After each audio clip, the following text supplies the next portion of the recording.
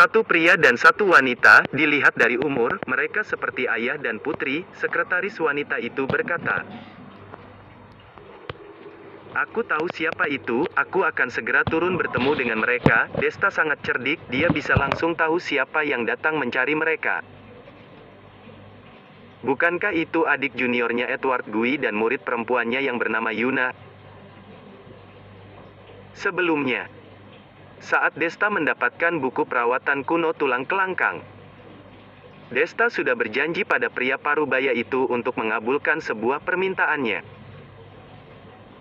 yaitu menjadi seorang asisten yang membantunya merawat seorang pasien. Katanya itu setengah bulan kemudian. Kali ini Desta kembali ke rumah Chu dan waktu yang dihabiskan lebih kurang hanya seminggu. Jika sesuai perkiraan, seharusnya pria parubaya itu datang seminggu lagi, tetapi mengapa kali ini dipercepat? Desta datang ke kafe di bawah gedung Sky dan melihat seorang pria berpakaian tradisional kuno, pria parubaya yang sangat berharisma, dan Yuna yang berpakaian setelan merah. Penampilan kedua orang ini sangat berbeda dengan pria dan wanita modis di kafe. Mereka berdua menarik perhatian banyak orang, beberapa orang bahkan mengeluarkan ponsel mereka dan diam-diam memotret mereka berdua. Pria parubaya sangat tenang, tetapi Yuna merasa agak tidak nyaman dan tidak terbiasa diawasi orang-orang seperti seorang badut. Senior, adik perempuan junior Yuna. Desta bergegas melangkah maju dan berkata kepada mereka berdua. Pria parubaya itu tersenyum, tetapi Yuna melototinya dengan marah dan berkata dengan dingin, "Siapa juga adik perempuan juniormu, jangan sembarangan. Yuna, jangan bersikap tidak sopan." Desta belum berbicara dan pria parubaya itu sudah bersuara lebih dulu. Pria parubaya itu berkata, "Keponakan Chu dan paman seniormu berteman sejak lama. Teknik medisnya kebanyakan diarahkan oleh paman seniormu, jadi bisa dianggap setengah murid dari paman seniormu.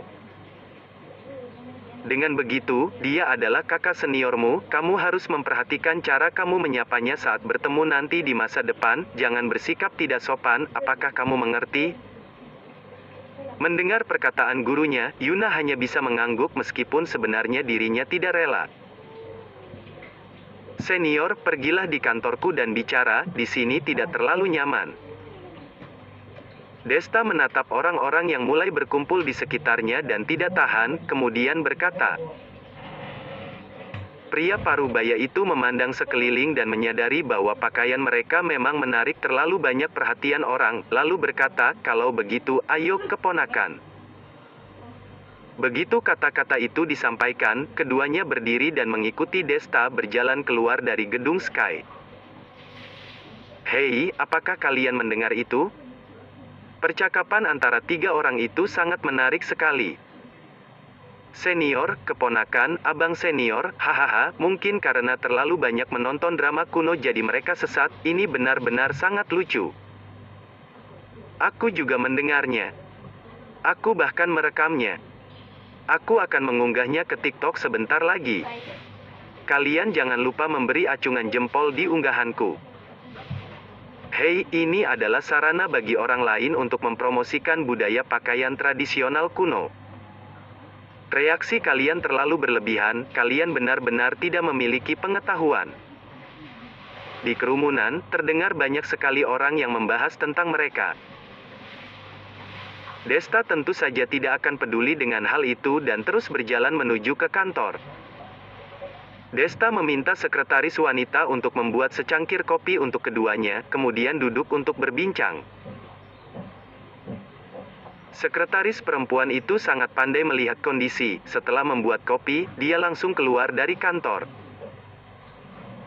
Tatapan Yuna tertuju pada kemeja putih sekretaris wanita yang sedikit terbuka.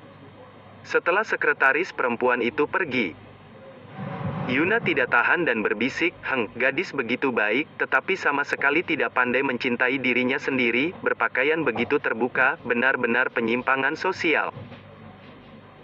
Mendengar ini, Desta tidak bisa menahan tawa. Sepertinya pasangan guru dan murid ini sudah terlalu lama terisolasi dari dunia. Sejujurnya, gaya berpakaian sekretaris wanita itu masih terlihat sopan, meskipun sedikit terbuka, itu hanya untuk menambah pesona. Jika ingin mengatakan berpakaian terbuka, Desta benar-benar ingin membawa Yuna pergi ke bar pada jam 12 malam. Senior. Desta menarik kembali niat pikirannya, kemudian ingin bertanya kepada pria parubaya itu mengapa datang lebih awal mencarinya, tetapi begitu Desta bersuara, pihak lain langsung menyelanya. Keponakan, kamu bisa memanggilku Paman Senior Woody, kamu tidak perlu memanggilku Senior, pria parubaya berkata sambil tersenyum. Desta tidak keberatan, lagi pula itu hanya sebuah panggilan saja. Desta tersenyum dan berkata, "Mengapa hari ini Paman Senior Woody datang kemari? Ini seminggu lebih awal dari waktu yang kita sepakati." Woody mengangguk dan berkata, "Memang. Waktu perawatan dimulai seharusnya minggu depan. Tetapi tubuh pasien tidak begitu memungkinkan dan keluarganya juga berharap kita bisa melakukan perawatan untuk pasien tersebut sesegera mungkin agar mereka bisa tenang." "Jadi apa maksud Paman Senior?" Desta berkata. "Melalui pertimbanganku. Jika melakukan perawatan 1 minggu lebih awal bukanlah masalah besar. Hanya saja, aku khawatir jika keponakan terlalu sibuk dan tidak punya waktu luang, jadi aku datang hari ini untuk memastikan," Woody berkata dengan santai.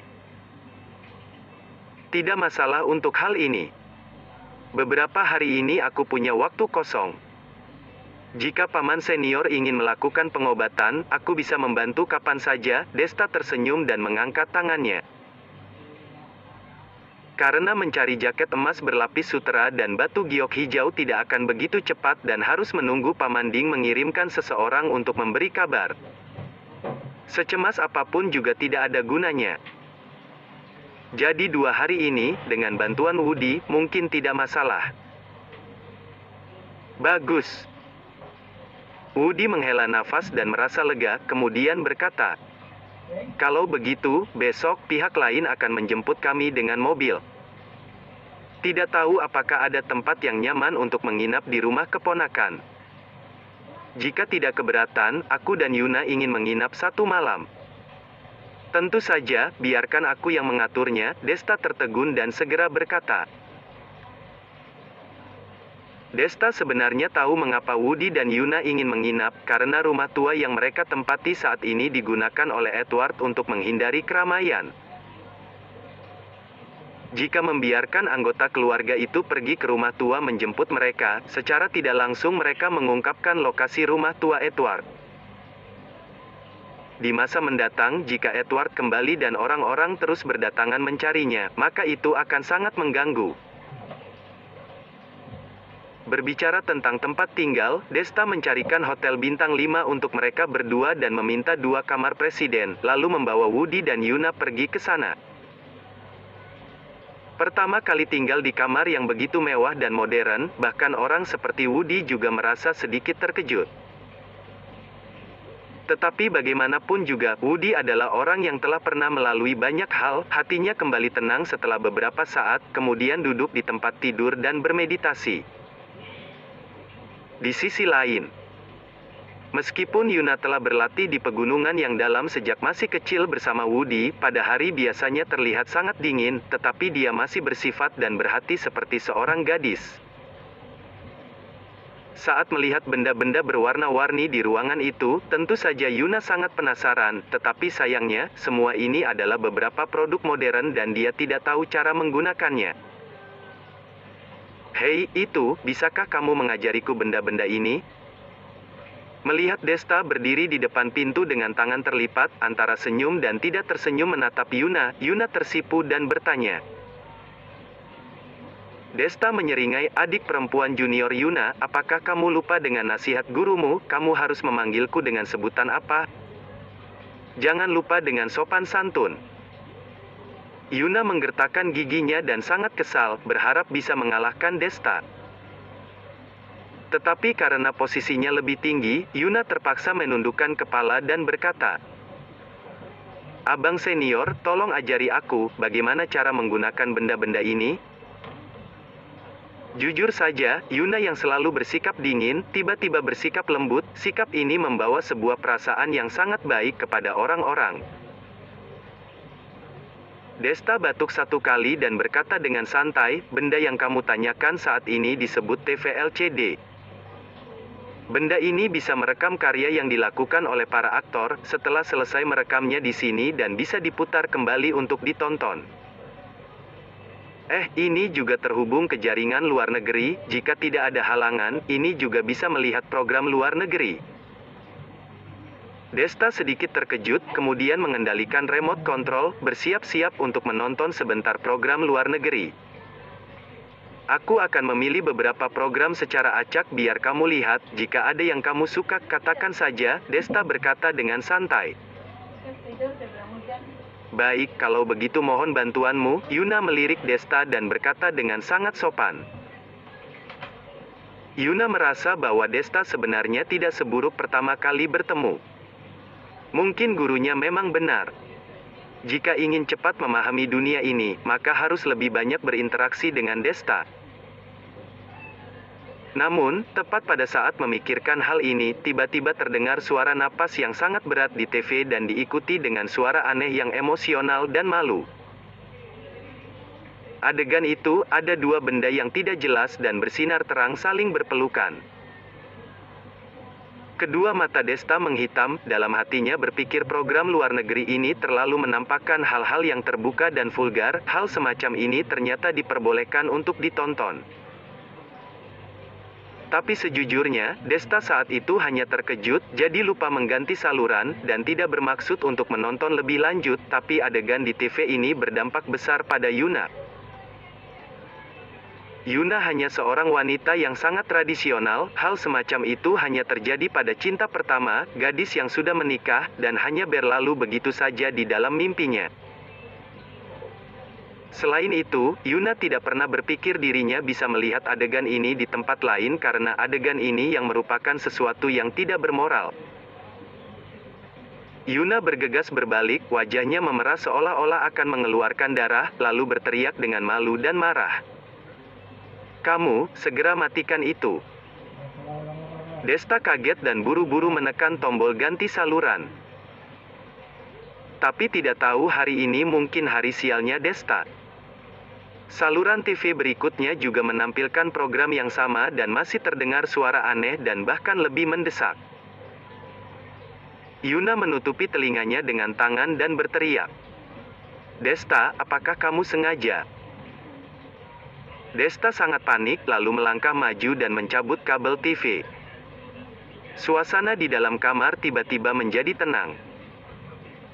Desta tersenyum canggung dan berkata, Adik junior Yuna, kamu percaya padaku, aku bukan sengaja. Yuna melototi Desta, bahkan berniat untuk membunuh Desta. Setelah beberapa saat dan emosi Yuna kembali tenang, Yuna berkata, kali ini biarkan saja berlalu, ini juga karena rasa penasaranku dan bertanya padamu tentang benda ini. Dan kamu juga tidak mungkin berencana untuk memperlihatkan kepadaku hal semacam ini. Program semacam ini, aku tidak akan mempermasalahkannya, kamu segera memberitahu kepadaku tentang hal yang lain. Desta menghela napas dan merasa lega, kemudian memperkenalkan beberapa peralatan rumah tangga umum yang lainnya kepada Yuna.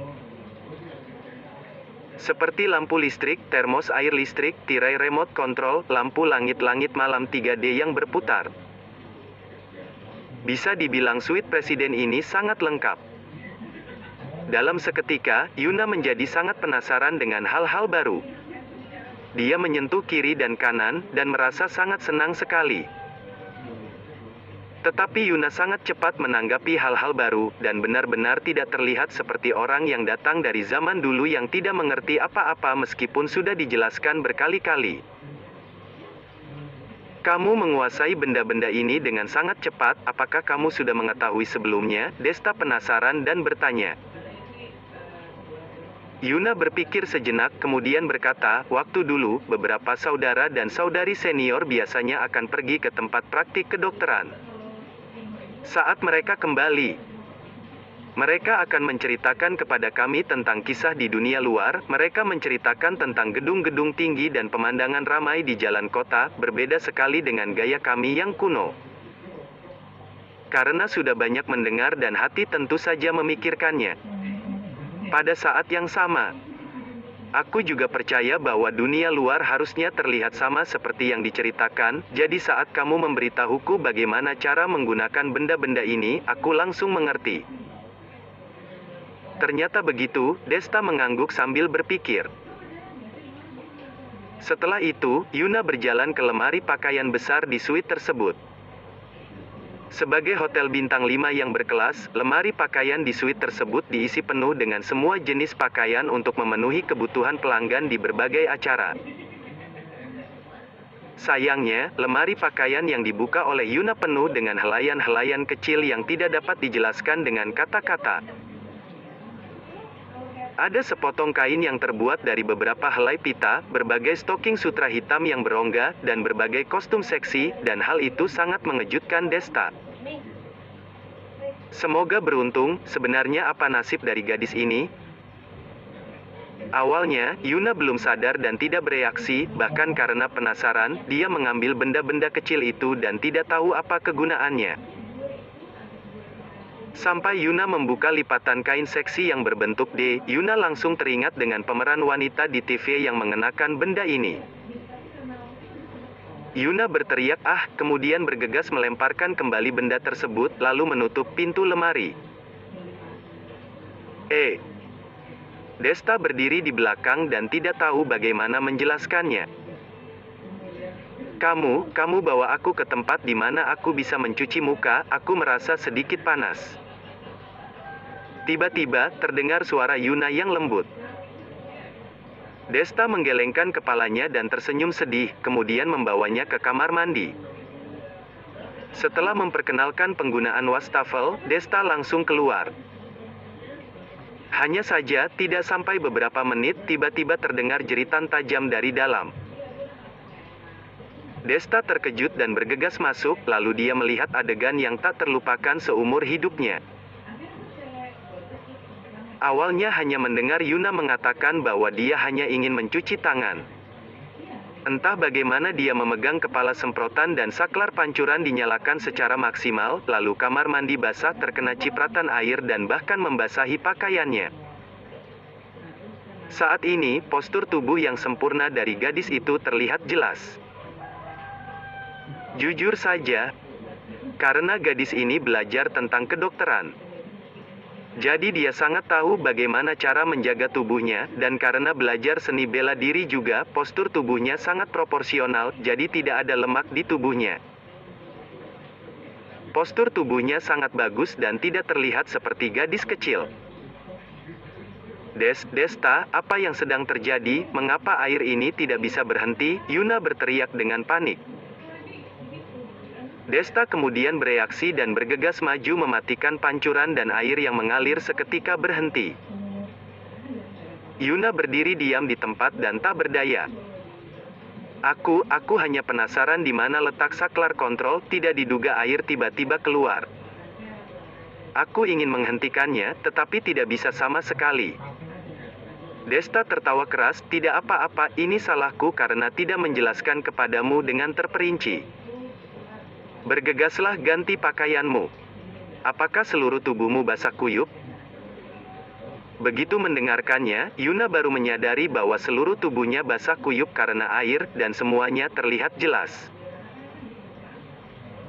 Tiba-tiba wajah Yuna memucat dan tidak berbicara. Yuna mendorong Desta keluar lalu masuk ke dalam kamar lagi dan menutup pintu dengan erat. Desta sedikit tercengang, bertanya-tanya apakah dirinya harus masuk lagi ke dalam dan menjelaskannya. Desta mungkin bisa menebak bahwa wanita seperti Yuna yang selalu berada di lingkungan yang jauh dari dunia luar menganggap kepolosan sebagai harta. Setelah seluruh tubuhnya dilihat oleh orang lain, pada dasarnya wanita itu akan menghabiskan seumur hidupnya dengan orang itu. Jangan-jangan, gadis ini juga. Desta merasa sedikit panik, setelah beberapa saat pintu terbuka. Yuna berjalan keluar dari dalam. Pakaiannya yang berwarna merah telah diganti, dia sendiri memadukan pakaian yang pas dengan tubuhnya. Meskipun gaya pakaiannya agak tidak terlalu enak dipandang, setidaknya tubuhnya sekarang tertutup.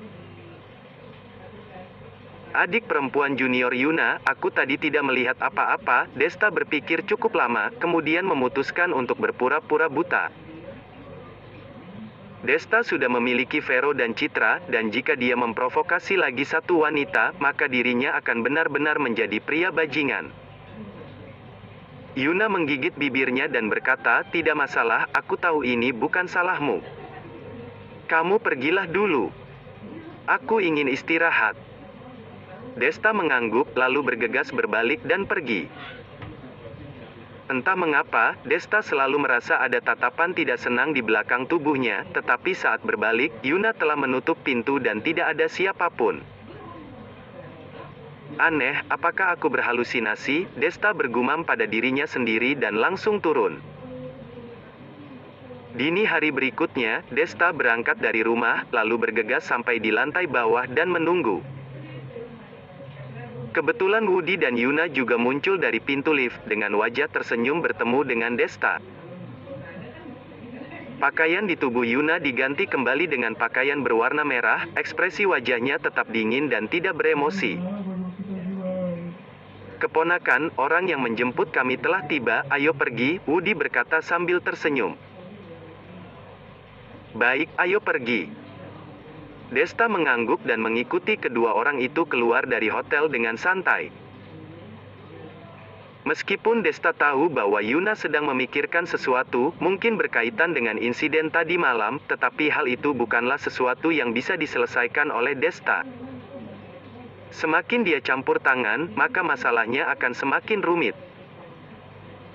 Di luar hotel, sebuah mobil Lincoln hitam berhenti di depan pintu.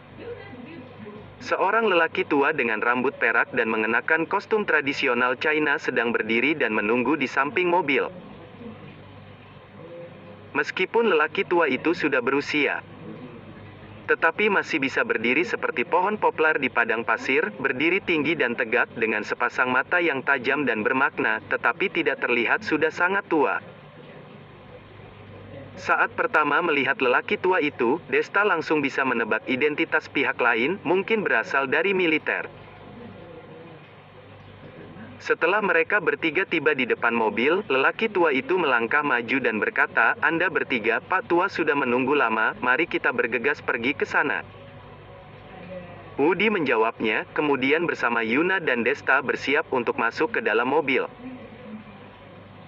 Tunggu sebentar, siapakah ini? Lelaki tua itu melihat Desta juga ikut di belakang, kemudian mengulurkan tangan dan menghentikannya. Terakhir kali Woody mendiagnosa Pak Tua, dia hanya membawa Yuna, sekarang tiba-tiba bertambah satu orang, membuat dirinya waspada. Pak Tua itu tidak perlu panik. Ini keponakanku. Perawatan kali ini membutuhkan bantuannya, Woody berkata dengan tenang. Lelaki tua itu memandang Desta dari atas ke bawah dan tiba-tiba berkata, teman kecil ini, aku pernah melihatmu. Apakah kamu tuan muda pemilik gedung Sky? Desta membeku sejenak, kamu pernah melihatku? Tidak pernah. Lelaki tua itu menggelengkan kepalanya, kemudian berkata, tetapi di dunia ini, selama seseorang memiliki kekuasaan, maka tidak ada yang tidak aku kenal. Aku juga tahu bahwa latar keluargamu bukanlah keluarga biasa.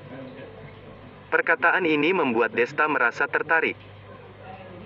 Lelaki tua ini jelas hanya perwalian, tetapi tampaknya mengetahui sangat banyak. Kepercayaan diri ini secara alami berasal dari Pak Tua itu. Desta sangat penasaran identitas lelaki tua itu. Karena Pak Tuan mengenaliku, bolehkah aku masuk ke dalam mobil bersama Paman Senior Woody? Desta bertanya. Tentu saja boleh.